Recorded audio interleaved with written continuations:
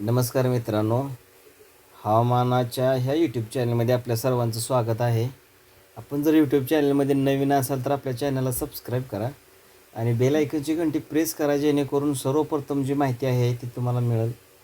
तर मित्रांनो, 2-3 दिवस झाले जो हवामानाचा जो अंदाज आहे त्यानुसार आपण बघू शकता की अंदमान आणि बंगालच्या महासागरात जे सर्कल झालेला आहे, तो सर्कल आता आपण बघू शकता की केरळ आणि तामिळनाडू तसंच कर्नाटक ह्या भागात आपल्याला पाहायला मिळत आहे. तर ओडिसाचा काही भाग त्याच्यामध्ये व्यापलेला आहे. तर हे सर्कल पुढं सरकत आहे आणि त्यानुसार महाराष्ट्रामध्ये पुढील काही दिवसामध्ये जी पावसाची सुरुवात आहे ती होऊ शकते. तर मित्रांनो, आपण बघूया की ह्या जो सर्कल तयार झालेला आहे तो पुढील दिवसात ह्याचा जो प्रवास आहे तो कोणत्या भागातून पावसाला सुरुवात होऊ शकते आणि मान्सूनचा जो पाऊस आहे तो कशा स्वरूपाचा होऊ शकतो या संदर्भात आपण बघणार आहोत. तर बघू शकता मित्रांनो, आपण हा जो सर्कल आहे आणि जो मान्सूनचा जो पाऊस आहे तो सध्या स्थिती आपण सॅटेलाईटद्वारे बघत आहोत आणि हा जो काही भाग आहे तर त्यानुसार आपण बघू शकता की कर्नाटक आणि तामिळनाडूच्या दिशेने तसंच केरळच्या भागात हा सर्कल जो आहे तो पुढे सरकताना दिसत आहे आणि त्यानुसार जी पावसाची जी स्थिती आहे ती पुढील काही दिवसांमध्ये पाऊस जो आहे तो चांगल्या प्रकारे महाराष्ट्र, केरळ, कर्नाटक ह्या भागांमध्ये, तामिळनाडू असेल ह्या भागामध्ये, ओडिसा जो भाग आहे तर त्या ठिकाणी सुद्धा आपण बघू शकता की काही ठिकाणी पाऊस जो आहे तो पुन्हा सुरुवात होईल आणि पुढील 2 ते 3 दिवसांमध्ये जे वातावरण आहे ते पावसाचं आपल्याला पाहायला मिळणार आहे.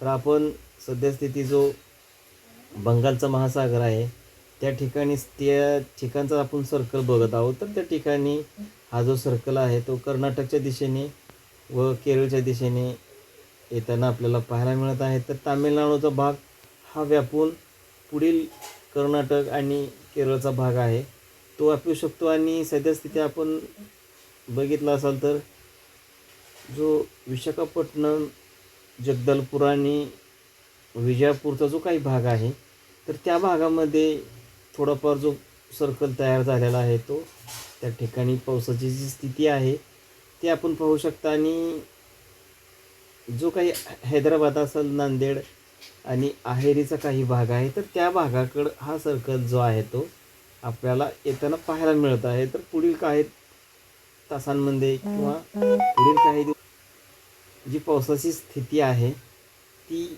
महाराष्ट्रात आणि महाराष्ट्रालगतील काही राज्यांमध्ये सुद्धा आपण बघू शकता. तर सद्यस्थिती आपण महाराष्ट्रात पाहिलं तर महाराष्ट्रामध्ये सांगलीचा काही भाग आहे तर त्या ठिकाणी थोडं ढगाळ वातावरण आपल्याला पाहायला मिळतं आणि तसंच काही रायपूरचा आणि नागपूरचा जो काही भाग आहे तर त्या ठिकाणी सुद्धा आपण बघू शकता की ढगाळ वातावरण जे आहे ते त्या ठिकाणी आपल्याला पाहायला मिळतं. तर छत्रपती संभाजीनगर असेल या ठिकाणी, अकोला, नांदेडच्या काही भागात ढगाळ जे वातावरण आहे ते आपल्याला पाहायला मिळते. तर काही ठिकाणी स्थानिक वातावरण तयार होऊन जो पाऊस जो आहे तो पडू शकतो.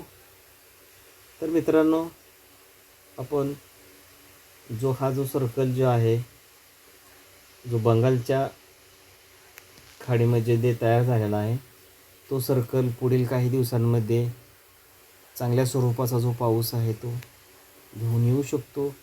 तसंच मान्सूनचा जो पाऊस आहे तो अद्यापही महाराष्ट्रात म्हणावा असा नाही आहे. त्यामुळे शेतकरी बांधवांना प्रतीक्षा आहे की चांगल्या स्वरूपाचा पाऊस जो आहे तो महाराष्ट्रात पडावा. तर मित्रांनो, पेरणीसाठी पूर्णतः ओल ही शेतामध्ये असणं गरजेचं आहे आणि त्यासाठी पावसाची जी अपेक्षा आहे ते अद्यापही समाधानकारक नाही.